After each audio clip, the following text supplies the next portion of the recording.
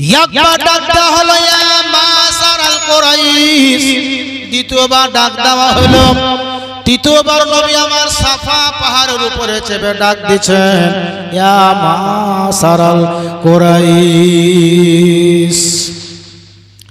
তিনবার ডাক দেওয়া হলো সাফা পাহাড়ের উপরে চেপে।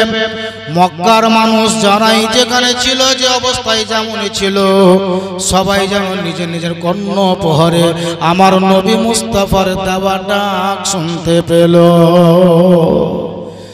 যুক্তি তাদের পড়াই ছিল, যখনই তোমরা ডাক শুনবে কেউ বাড়িতে না থেকে ওই পাহাড়ের নিকটে সবাই যেন উপস্থিত হয়ে যাবে। আমার নবী ডাক দিলেন ইয়া মাসারাল কুরাইশ। এই ডাকটা শোনা মাত্র কেউ যেন বাড়িতে না থেকে, যারাই নবীর ডাকটা শুনেছিল সবাই নিজের নিজের বাড়ি থেকে ওই সাফা পাহাড়ের নিকটে গিয়ে হাজির হলো। নবী পাহাড়ের উপরেই চেপেছিলেন। আবু জেহেল নবীর কাছে গিয়ে হাজির, মানে পাহাড়ের নিচে। আবু লাহাব সেখানে গিয়ে হাজির হলো। উতবা সাইবা যারাই ছিল সবাই ওই পাহাড়ের নিকটে গিয়ে হাজির হলো। নবী আমার এখনো পাহাড়ের উপরেই বসে আছেন, আর পাহাড়ের নিচু থেকে আমার নবীকে আবু জেহেল, আবু লাহাব, উতবা সাইবা নবীকে ডাক দিয়ে বলছেন ইয়া মুহাম্মদ, কেন তুমি আমাদেরকে ডাক দিয়েছো? এত সকাল বেলায় তোমার ডাক দেওয়ার কারণটা কি ব্যক্ত করে বোঝাও, তুমি ব্যক্ত করে বলে দাও কেন ডাক দিয়েছো? আমাদেরকে ডাকার কারণটা কি তুমি একবার আমাদের গণ্যপরে পৌঁছে দাও। আমার নবী মুস্তাফা পাহাড়ের নিকট থেকে নয়, বরং ওই পাহাড়ে যেখানে তিনি বসেছিলেন ওখান থেকে বসে বসে নিচে যারা ছিল তাদেরকে সম্বোধন করলো, বলে চাচা শোনো, আমি তো পাহাড়ের উপরে আছি, তোমরা নিচে আছো। আমার পিছন দিকটা পুরোটাই পাহাড়, তোমাদের সামনের দিকটা পুরোটাই পাহাড়। তার মানে নবী পাহাড়ে বসে আছেন মানুষের দিকে মুখ করে, তার মানে আমার পিছন সাইড হলো উত্তর দিকটা, আর আপনারা উত্তর দিকে মুখ করে আছেন, তার মানে আপনাদের পিছু হবে দক্ষিণ সাইডটা। আমার নবী বললেন আমি যেহেতু পাহাড়ে বসে আছি, মানে আমার পিছন দিকটা পুরোটাই পাহাড় হলো, আর তোমাদের সামনেটা পাহাড় হলো।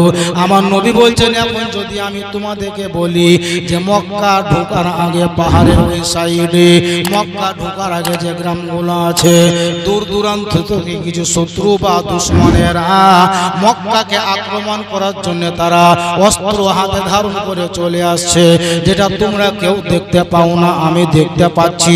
এটা যদি বলি তো বলো তোমরা আমার কথা বিশ্বাস করবে কি করবে না? নবী বলছেন যে আমি যদি বলি যে কিছু লোক ঢুকছে মক্কাকে, মানুষের মক্কাকে ধ্বংস করার জন্য, যেটা আমি দেখছি তোমরা দেখতে পাও না, এটা বিশ্বাস করবে কি করবে না? এরা সবাই বললো অবশ্যই বিশ্বাস করবো, তার কারণ আমরা ছোট থেকে দেখছি তোমাকে যে তুমি সত্য ছাড়া মিথ্যা কোনোদিন বলনি। আজও যেটা বলবে তুমি সেটা সত্যই বলবে, মিথ্যা বলবে না। তার মানে তোমার কথা বলা এটা সত্য হবে, অবশ্যই আমরা বিশ্বাস করে নেব, অবশ্যই মেনে নেব, যেহেতু তুমি সত্য ছাড়া মিথ্যা কোনোদিন বলনি। বলো তুমি কি বলছো? নবী আমার ওখান থেকে বলে শোনো, ওগো আমার চাচা আবু জেহেল, আবু লাহাব, শোনো, এতদিন তোমাদেরকে বলবো বলবো বলে মনে করলাম, বলতে পারিনি।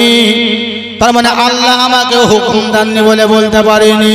আজকে আল্লাহ তাআলা আমাকে হুকুম দিয়ে দিয়েছেন বলে আজকে তোমাদেরকে আমি মক্কার মানুষদেরকে এই পাহাড়ের নিকটে ডাকার কারণ হলো আমি যে তোমাদেরকে মাত্র কয়েকটি কথাবার্তা বলবো, এই কথাটা তোমরা কর্ণপহারে শোনো, আর আমার কথার উপরে তোমরা সবাই মিলে আমল করে নাও।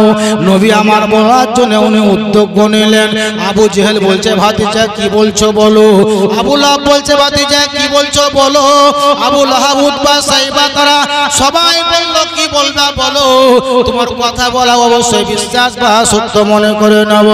নবী আমার বললেন তবে শোনো গো চাচা, তোমরা যে দেবদেবীর পূজা করছো এটা মাইনাস করো, তোমরা যে মূর্তি তৈরি করেছো এটা মাইনাস করে দাও, পাথরকে কেটে ঠাকুর তৈরি করেছো মাইনাস করো, বড় বড় গাছকে কেটে মন্দির ঠাকুর তৈরি করেছো, মাইনাস করে দাও। নদীর পানিকে পূজা করছো, বন্ধ করে দাও। সূর্যকে পূজা করছো, বন্ধ করে দাও। পাথরের পূজাকে বন্ধ করে দাও। আর গোটা জগতের মালিক যিনি, তিনি এক হচ্ছেন, তিনি আল্লাহ।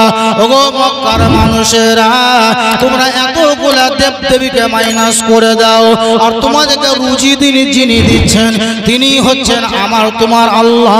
তোমাদেরকে যিনি হায়াত দিয়েছেন তিনি হচ্ছেন আমার তোমার আল্লাহ। ওগো মক্কার মানুষেরা, যদি তোমাদের জন্য পূজা পাঠ করতে হয়, দেব দেবীর পূজা পাঠ না করে এক আল্লাহকে তোমরা মেনে নাও, আল্লাহর পূজা করো, আল্লাহর ইবাদত করো। আর ওই আল্লাহ আমাকে তোমাদের জন্য নবী করে পাঠিয়ে দিয়েছেন, এক আল্লাহকে বিশ্বাস করো। আর আমি তোমাদের নবী, আমাকে তোমরা নবী বলে বিশ্বাস করো। আর আমি তোমাদেরকে একটা দোয়া শোনাচ্ছি, এই দোয়াটা তোমরা পাঠ করে নাও। আমার সঙ্গে সঙ্গে তোমরা সবাই পড়ো, লা ইলাহা, জোরে বলে লা ইলাহা ইল্লাল্লাহ, লা ইলাহা ইল্লাল্লাহ, লা ইলাহা ইল্লাল্লাহু মুহাম্মাদুর রাসূলুল্লাহ। আল্লাহুম্মা সাল্লি আলা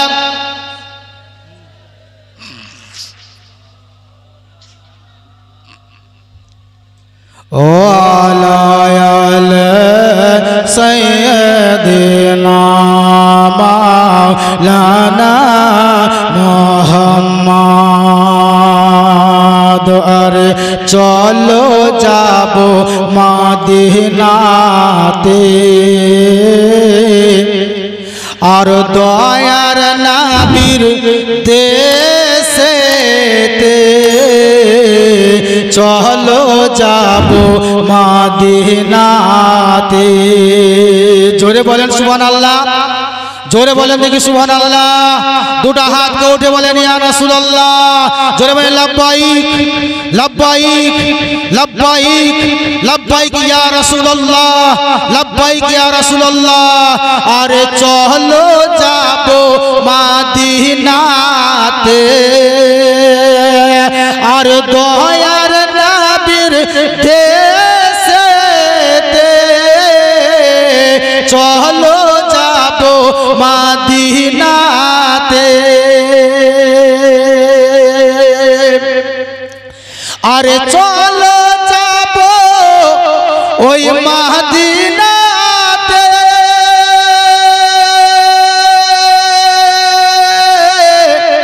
আর দয়ার নবীর দেশেতে। ওগো মদিনাতে, ওগো মদিনাতে, আরে মদিনাতে কাবারো কাবা, আর মোদের নবী রয়েছে। চলো যাই মদিনাতে। জোরে বলেন সুবহানাল্লাহ। গজলটা বলবো না, শেষ করে দেব? বলবো না? কতজন শুনবেন হাত উঠান দেখি। সবাই শুনবেন। মদিনা যাওয়ার গজল বলবো বাপ। চারটা প্রশ্ন রেখেছিলাম, উত্তরে দেব। এই যে আপনার স্টেজ সাজিয়েছেন, প্যান্ডেল তৈরি করেছেন, মুফতি মতিউর রহমানকে ডেকেছেন, কতই না কিছু করলেন, খিচুড়ি নয় বিরিয়ানি করলেন, কোনো একটা লোকের দেওয়া নয়। আপনাদের প্রত্যেকটা মানুষেরই পূর্ণ সহযোগিতা আছে। আচ্ছা বলেন, আজকের এই স্টেজ তৈরি করেছেন কিসের জন্য? কোনো এই ভূত বাগান আর নূর বাগান। আচ্ছা ভূত বাগান নাম কেন দিলেন আপনারা?